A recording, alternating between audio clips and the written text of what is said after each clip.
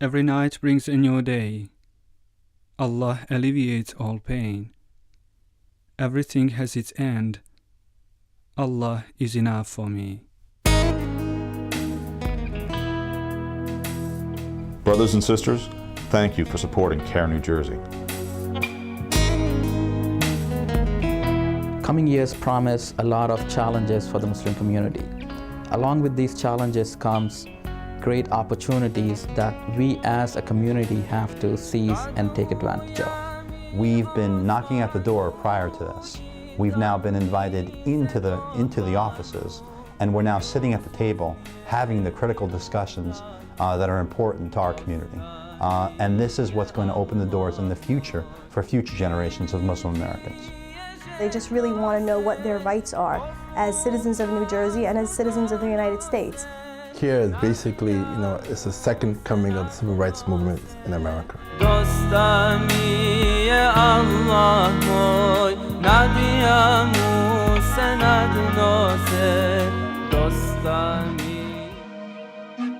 CAIR New Jersey has been in operation for about 3 years. And without your support, we could not have successfully managed the many civil rights and discrimination cases that have come before us, defended the image of Muslims and Islam in the media, and helped to prepare the Muslims in our community for the challenges that they will face in today's American society. The Muslims of New Jersey have been faced with numerous challenges over the past several years. An atmosphere characterized by tension and subtle hostility has been aggravated by the events of September 11th, 2001.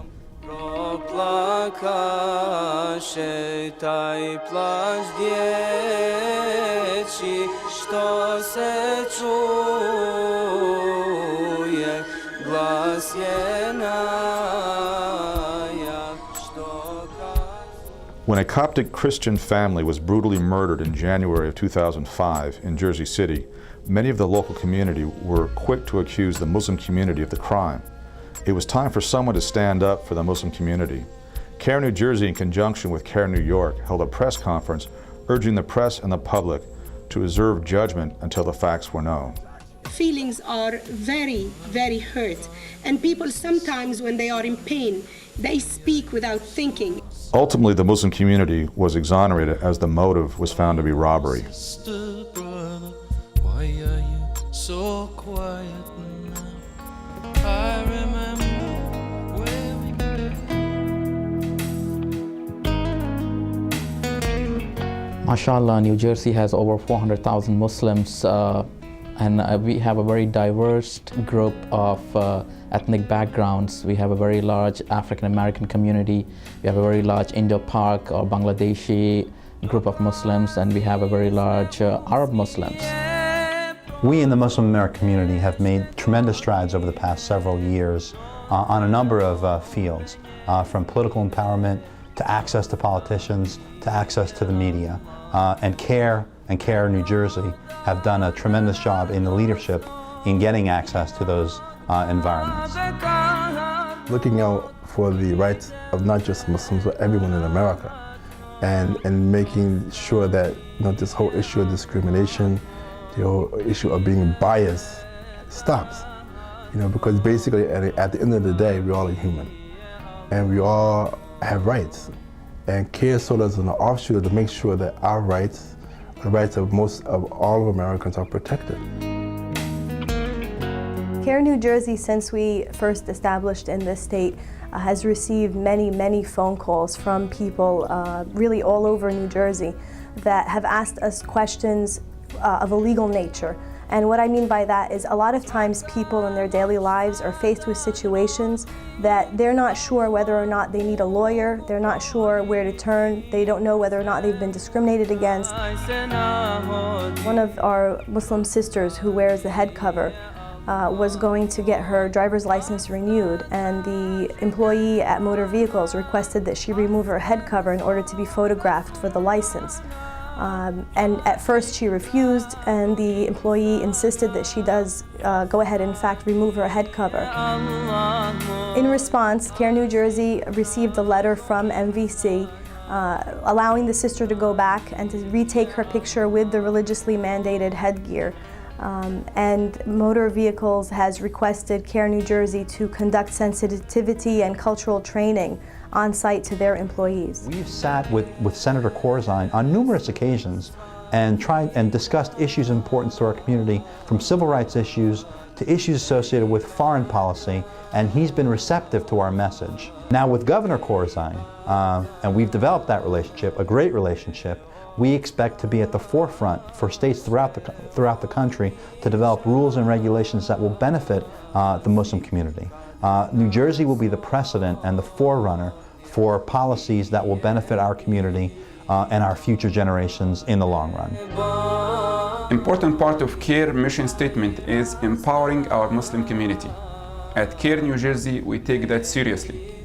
We design, conduct training sessions, seminars, and workshops to empower our Muslim community through education and training.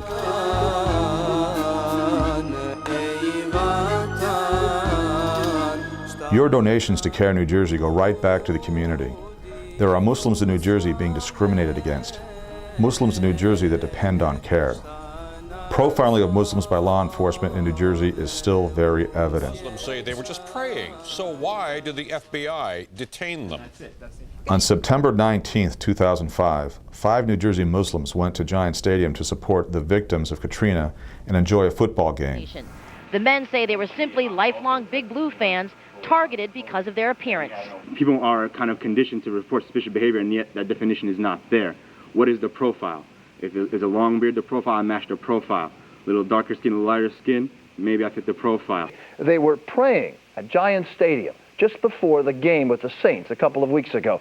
Someone saw them and thought it was suspicious, and they called the cops, who questioned and detained the men. Now the men are speaking out. Was this a case of religious profiling? Were 5 Muslim men targets of racial profiling at a New York Giants game because they were praying? Authorities encourage people, if they see suspicious behavior, say something.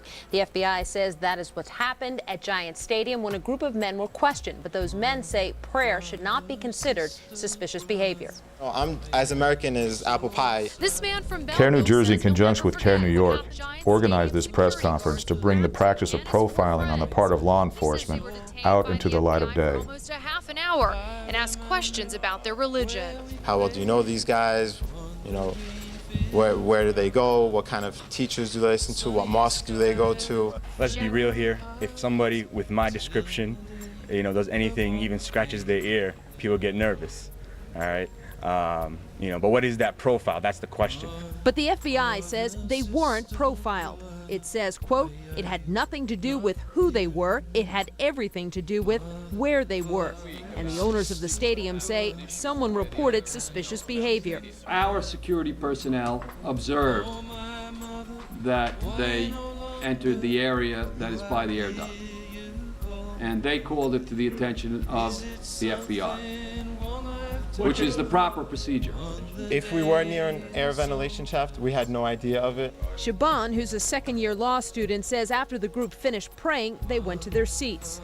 Now the question is, why talk now? The Council on American-Islamic Relations says it's speaking out now, several weeks after the fact, to coincide with an Islamic holiday tomorrow, marking the end of Ramadan. It says it's hoping increased awareness of religious practices will help promote a positive solution.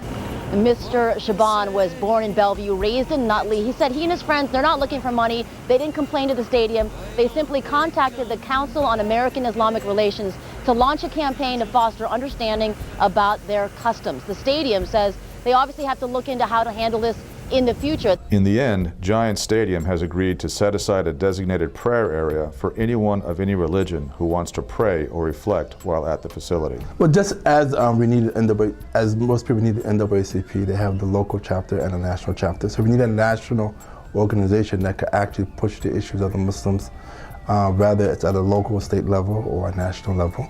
And it could be, for example, issues in North Carolina, in New Jersey, or in New York State.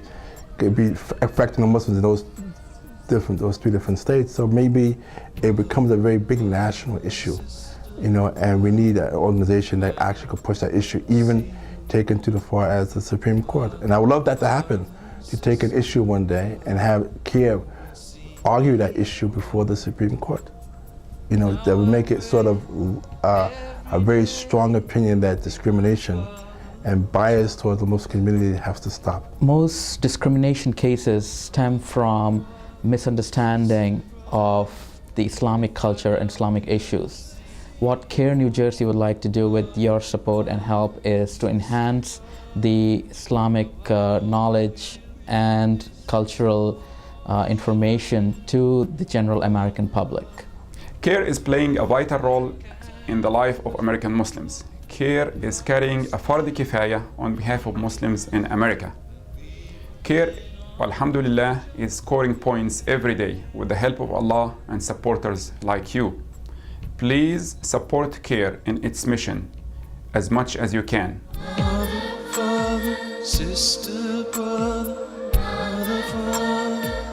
By volunteering for CAIR, not only are you helping the organization, but you're also helping yourself as well as the rest of the Muslim community by securing our future and our rights. So I strongly urge everybody, and especially the youth, to get involved with CAIR as soon as possible. With God's help and your support, inshallah, the Muslim Americans will continue to flourish. So step up, get involved, and show your support to CAIR New Jersey. Jazakallah, Assalamu alaikum.